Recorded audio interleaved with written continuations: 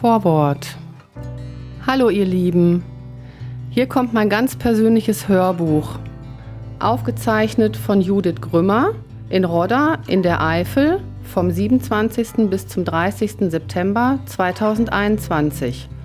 Es gibt viele Kapitel zu hören. Aus meiner Kindheit. Eure Geburt. Kapitel zum Schmunzeln. Auch ernste Kapitel. Auch meine Krankheit. Es steckt ganz viel Liebe in diesem Hörbuch. Das Familienhörbuch ist die erzählte Lebensgeschichte im Originalton, genauso wie den Erzählenden der Schnabel gewachsen ist. Das sind Lebenserinnerungen, Lebenserfahrungen.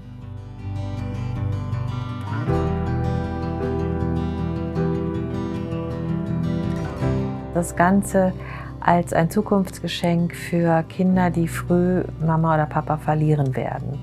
Also von sterbenskranken Müttern und Vätern für ihre Kinder und für die Zukunft. Ich bin Melanie Baun, ich komme aus Essen. Ja, und bin in der Eifel, um ein Hörbuch aufzunehmen. Mein Hörbuch aufzunehmen.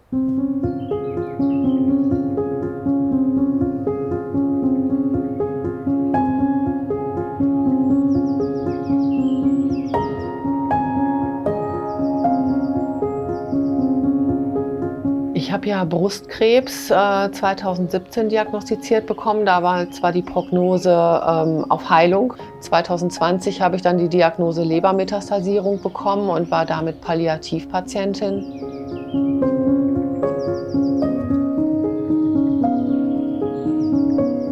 Da kam das Thema auf, was hinterlasse ich meinen Kindern? Und so bin ich auf das Hörbuch gestoßen. Ich nehme dieses Familienhörbuch auf, um was Bleibendes zu erschaffen. Etwas, was sich meine Kinder noch anhören können oder was wir uns auch zusammen anhören können, was für die Ewigkeit ist, für die Erinnerung. Das Familienleben, ja. Das fand später gefühlt erst abends statt, weil ich ja eigentlich den ganzen Tag nur draußen war. Das Besondere an unserer audiobiografischen Arbeit ist, dass wir weder zur Familie gehören, noch zum medizinischen System. Wir sind wie die Fremde im Zug, neben der man sitzt und man erzählt sich die Lebensgeschichte. Ich frage professionell nach. Das macht nicht jeder, der im Zug sitzt. Und ich habe so ein paar kleine Handwerkszeuge, dass ich nach Gerüchen frage, dass ich nach Geschmäckern frage, dass ich auch mal eine Frage irgendwie schräg und quer, vielleicht auch mit einem Erstaunen, wieso hat sie das jetzt gefragt, weil ich damit irgendeinen Impuls geben möchte.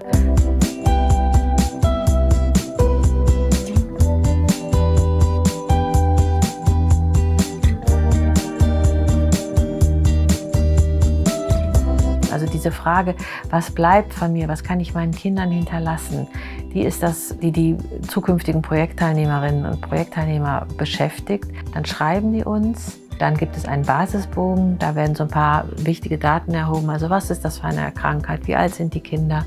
Und dann wird eben entschieden, die können wir ins Projekt aufnehmen, die können wir nicht ins Projekt aufnehmen. Projektausschluss ist, wenn die Kinder erwachsen sind oder wenn es eben keine palliative Erkrankung ist. Es ist kostenfrei. Wir wollen es auch natürlich möglichst schnell realisieren, weil die haben nicht viel Wartezeit unter Umständen.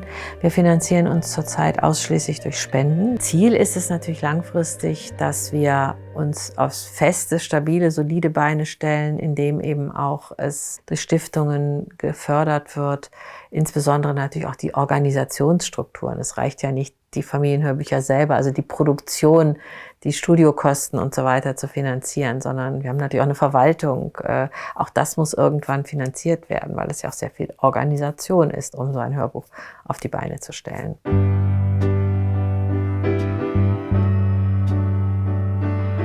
Ich kann mich an meine Kindheit erinnern, ich war ein ganz freies Kind. Ja, es gab grobe Regeln. Wenn es dunkel wird, bist du zu Hause und zum Abendessen bist du vielleicht auch zu Hause. Aber meine ganze Freizeit, und ich hatte viel Freizeit, habe ich draußen verbracht und später bei den Pferden. Und Und das erzähle ich euch ja heute noch, wenn euer Handy leer ist oder ihr mich fragt, wie habt ihr euch damals verabredet? Es gab ja nur so komische Telefone, die Telefone mit der Schnur dran. Und es gab dann eine feste Uhrzeit, wo wir zu Hause sein mussten.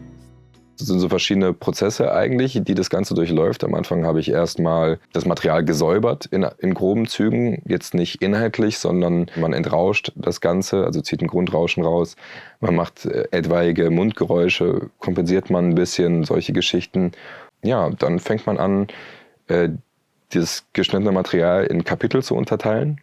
Von dieser Kapitelstruktur ausgehend, sich Musiken dazu zu laden und zu gucken, wo passt welche Musik dazu. Bei manchen Kapiteln gibt es schon konkrete Ideen von der Teilnehmerin selbst. So fange ich dann an, aus diesen einzelnen Bestandteilen, die ich mir fertig gemacht habe, dann ein fertig gemischtes Gesamtwerk zu machen. Es gibt lustige Kapitel, wo man lachen muss, und dann gibt es traurige Kapitel, wo man sogar auch weinen muss. Und das ist tatsächlich sehr nah dran. Auch so nah, wie ich das noch nicht irgendwie erlebt habe in anderen Produktionen. Das macht schon was mit einem. Ja. Die Stimme zu konservieren, ne? Etwas, was halt schnell aus dem Gedächtnis von Hinterbliebenen gerade auch verschwindet.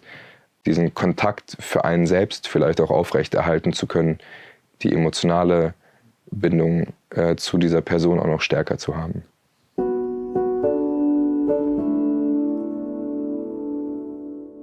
Ich bin Sven, 41 Jahre alt. Und meine Verbindung zum Familienhörbuch ist, dass wir dieses Geschenk bekommen haben, weil meine Frau an Krebs erkrankt und dann auch verstorben ist.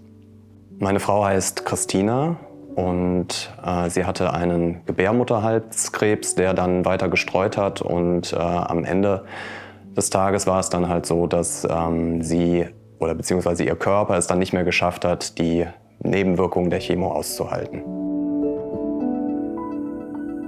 Diese Erinnerungen, die dort eingesprochen werden, die kommen ja aus der ersten Hand. Das ist ja das, was Chrissy dann formuliert und erzählt. Und so war das klar, dass Chrissy dann dadurch eine Auswahl halt auch treffen konnte, die ihr besonders bedeutsam war und dadurch dann auch das transportieren konnte, von dem sie glaubte, dass es wichtig ist, erzählt zu werden.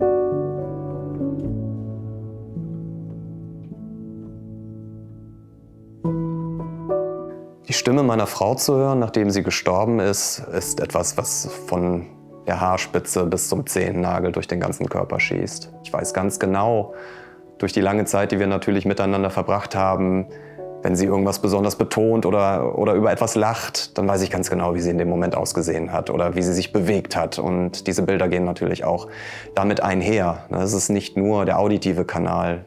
Du wirst auf allen Wahrnehmungsebenen schon irgendwo angesprochen. Ja. Aber es ist nicht immer leicht. Das ist halt auch so. Vielleicht kannst du mir erzählen, wie war das, jetzt deine Mama zu hören, wie sie erzählt hat, wie deine Geburt war? Wie war das für dich, das jetzt anzuhören?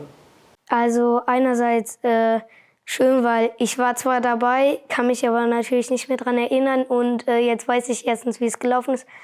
Aber andererseits natürlich auch traurig, weil einem auch nochmal bewusster wird, die Stimme hört man nur noch im Familienhörbuch oder auf Videos und man hört die Stimme, sagt nicht mehr live. Erinnert ihr euch noch vielleicht, wie das für eure Mama war, das Hörbuch aufzunehmen?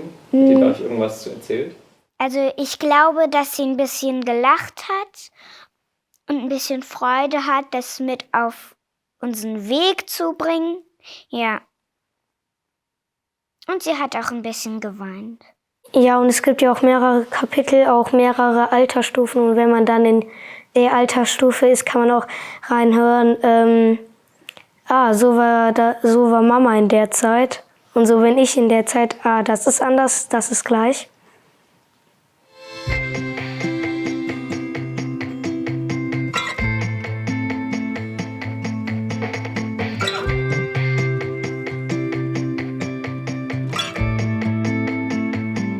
Ja, ich werde erwachsen und schwierig. Jetzt fängt die Zeit der Pubertät an. Mit der wechselhaften Schulzeit war das eine Kombination, die war sehr explosiv. Wenn man in die Pubertät kommt, hat man ja Stimmungsschwankungen. Man findet auf einmal Freundinnen doof. Alles andere war natürlich wichtiger, als zu Hause beim Abendessen zu sitzen.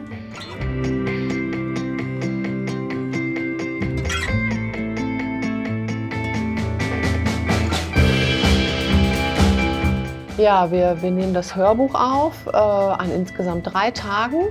Sie leitet mich da ja sehr, sehr gut durch. Wir machen viele Pausen zwischendurch, weil es auch sehr anstrengend ist, in die Vergangenheit zu gehen, wenn man viel spricht.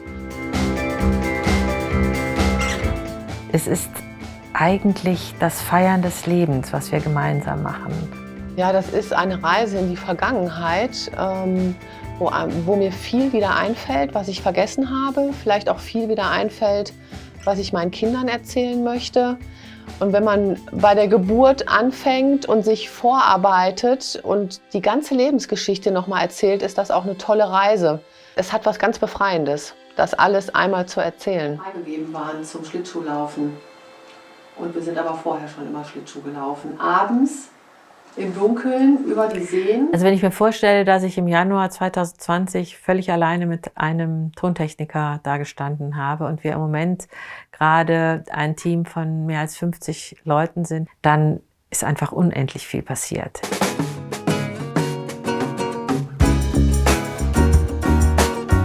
Das Team des Familienhörbuchs besteht heute aus einer ganz bunten Schar von Menschen. Das sind Journalisten, die zu Audiobiografen ausgebildet worden sind. Das sind professionelle Musiker. Das sind Komponisten, die an der Musik mitarbeiten.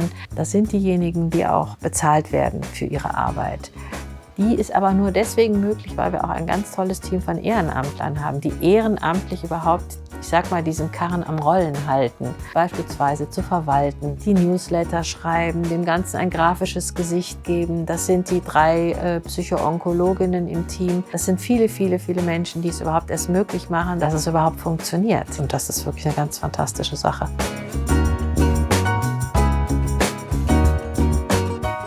Aber das ist tatsächlich erst der Anfang, denn die Bewerbungen werden immer mehr, die Nachfragen, und damit steigt natürlich der Bedarf an allem, an Geld, an Mitarbeitern, an Strukturen, die geschaffen werden müssen. Und das langfristige Ziel, und das wird wahrscheinlich noch viele Jahre dauern, ist natürlich, dass wir es einfach im Gesundheitswesen etablieren können.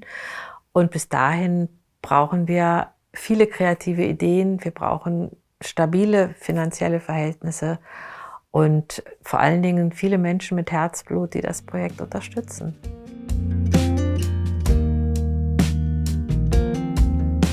Ja, es gibt mehrere Belohnungen, die ich während der Arbeit an einem Familienhörbuch sehr zu wertschätzen weiß. Das eine ist, wenn jemand sagt, boah, ich habe in den letzten Stunden oder Tagen total vergessen, dass ich eigentlich todkrank bin. Und das andere ist, ich weiß jetzt, was ich für ein reiches Leben gehabt habe.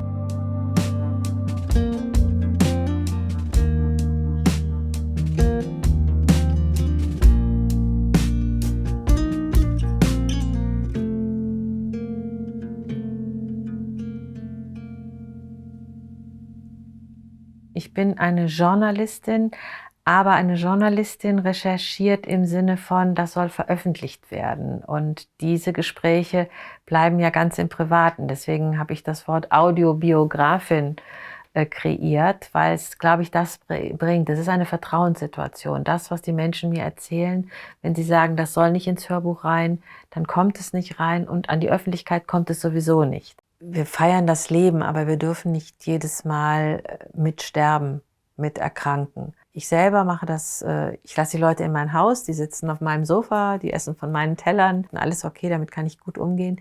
Ich mache das, indem ich die Leute sieze. Normalerweise, wenn wir uns kennen würden und lernen würden, irgendwo in einer Kneipe, im Café, würden wir uns duzen. Aber das ist meine Art, so die professionelle Distanz zu wahren, weil ich muss ja auch wieder loslassen. Dafür brauchen wir auch Unterstützung, professionelle Unterstützung, ja, durch Psychologen.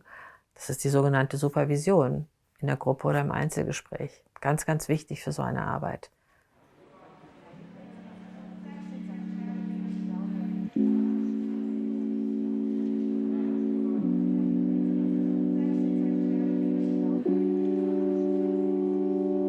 Mir war von Anfang an klar, dass wenn dieses Projekt wirklich so gut ist, wie ich mir das erhofft habe, dass ich dann eine wissenschaftliche Begleitung brauche. Also jemand, der von außen einfach schaut, welche Wirkung hat das audiobiografische Arbeiten auf die Patienten und auch auf die Familien. Es geht ja auch darum, Qualitätsstandards, Qualitätsleitlinien zu formulieren, und dazu brauche ich die Wissenschaft. Ich glaube, da wird man nicht darum herumkommen, auch eben tatsächlich sich selbst überprüfen lassen zu müssen, inwieweit das, was man eben als guten Gewissens, in einem guten Sinne sozusagen auf den Weg gebracht hat, auch wirklich was bringt. In diesem Fall bin ich absolut überzeugt, dass es was bringt. Aber ich glaube trotzdem, dass man einfach auch nochmal einen Schritt zurücktreten muss und einfach auch nochmal auch guten Gewissens das überprüfen darf, was es denn eigentlich genau bringt, damit man dann auch eine gewisse Argumentationsgrundlage hat, wenn es dann zum Beispiel möglicherweise auch später mal um Frage von Übernahme von Kosten und so weiter geht. Wenn man das nicht macht, muss man sich immer, sobald man sich in die wissenschaftliche Community begibt, die Frage fallen lassen, ja, was erreicht ihr denn eigentlich?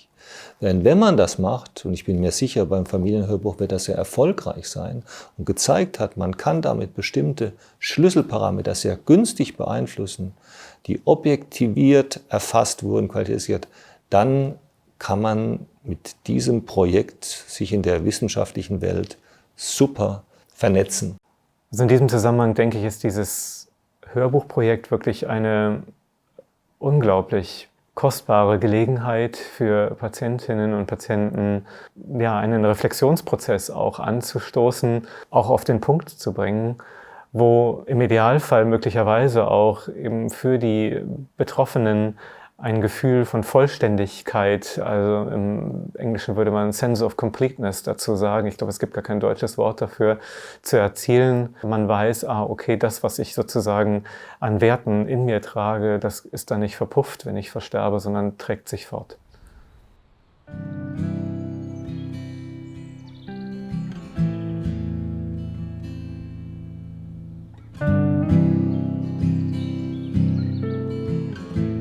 Ich kann mich noch an den Sonntag gut erinnern, wo mein Mann sagt, weißt du was, heute gehen wir am Friedhof. Und dann sage ich, was wollen wir hier am Friedhof? Wir haben ja niemanden am Friedhof. Sagt er, nee, wir fahren dann nach Ohlsdorf an diesen schönen Friedhof raus und da gehen wir spazieren, weil dort gibt es einen Ruhewald, hätte er gelesen, und da gucken wir mal. Und dann sind wir hier so vorbeispaziert und dann hat mein Mann gesagt, also da könnte ich mir vorstellen, da würde ich gerne begraben werden. Und ich finde einfach den Ort hier, ja, finde ich ganz wunderbar, friedlichen Ort. Im positiven Sinne friedlichen Ort. Also für mich ist der Ort jetzt nicht traurig besetzt, obwohl mein Mann und meine Tochter hier liegen. Im Gegenteil, also für mich ist der, also mir gibt es immer ganz viel, wenn ich hier sitze. Ich heiße Christa Klickermann und habe vor 2 Jahren meine Tochter an den Krebs verloren. Und kurz vorher konnte sie noch ihr Familienhörbuch aufzeichnen. Und ich weiß noch, an dem Abend, nachdem sie das Hörbuch aufgezeichnet hat, habe ich ihr noch eine SMS geschrieben, sage ich, na, wie geht's dir, wie war denn das? Und sie hat dann zurückgeschrieben, sagt, ich bin hundemüde, will jetzt nur noch schlafen, aber es wird ganz toll. Ich freue mich so. Also sie war super glücklich, dass sie das Hörbuch noch hat aufzeichnen können für ihre Kinder. Mein Schwiegersohn Michael macht es ganz wunderbar.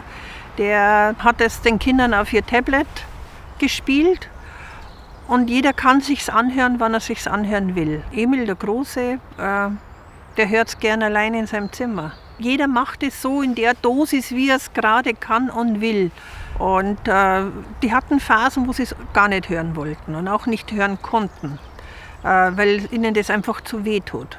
So junge Eltern, die kleine Kinder haben, die dann ohne Papa oder ohne Mama aufwachsen müssen. Also dann die Stimme zu hören, dann die Geschichten von den Eltern zu hören, das, was ihnen wichtig war, woran sie geglaubt haben, was sie begeistert hat. Und das ist so ein kostbarer Schatz, das lässt sich in Geld gar nicht aufwiegen.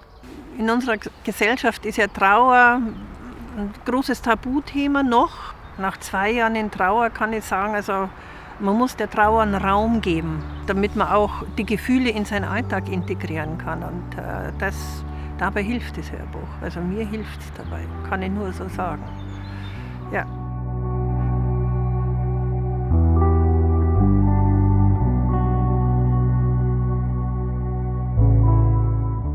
Also ich finde immer ein ganz besonders schöner Moment ist, wenn ich merke, da kommt wieder ein Gespräch zustande. Ich habe mal vor einiger Zeit auf einer Palliativstation mit einem jungen Familienvater ein Hörbuch gemacht, wo die Frau schon zur Begrüßung sagte, na, der will dieses Hörbuch machen, aber eigentlich, der redet gar nicht mehr. Versuchen Sie es mal einfach. Und dann bin ich 5 Tage auf dieser Palliativstation gewesen, immer stundenweise, und er hat ganz viel geredet. Er war wirklich schon in der präfinalen Phase, also er hat seine ganze Kraft zusammengenommen, weil er dieses Hörbuch machen wollte. Und in dieser Phase, seine Familie war schon gekommen, um ihn eben beim Sterben zu begleiten, hat er Aufträge verteilt. Ihr müsst jetzt mal die Musik raussuchen. Wie war das mit der Musik, die wir damals in den Urlauben gehört haben? Und könnt ihr mal die Fotoalben mitbringen? Und also der hat alle irgendwie so mit in das Projekt eingebunden. Und im Interview waren manchmal Pausen von 2 Minuten. Die Augen waren zu. Und dann hat er genau dort weitergemacht. Da war kein Versprecher drin, kein falscher Gedanke. Man musste nur die Pausen rausschneiden. Und es war das perfekteste Interview meines Lebens. Das war so ein ganz besonders schönes Geschenk für mich, weil ich gemerkt habe, ja, die Arbeit an einem Familienhörbuch, das Erzählen der Geschichte, das kann nicht nur Kräfte mobilisieren, sondern wirklich auch ja, aus Schweigen wieder erzählen und reden und lachen machen. Und das hat mir ganz viel Kraft gegeben, auch für die nächsten Projekte.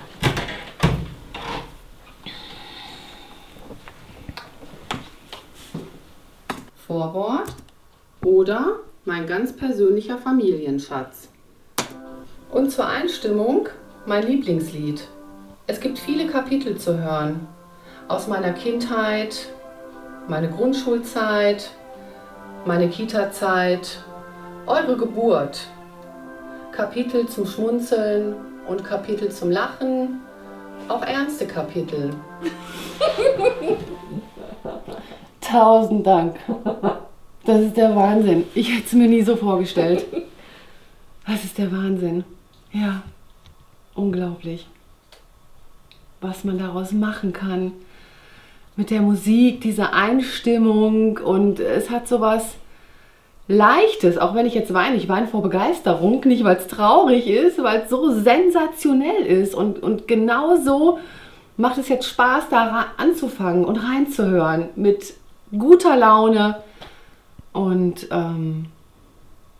mit Freude.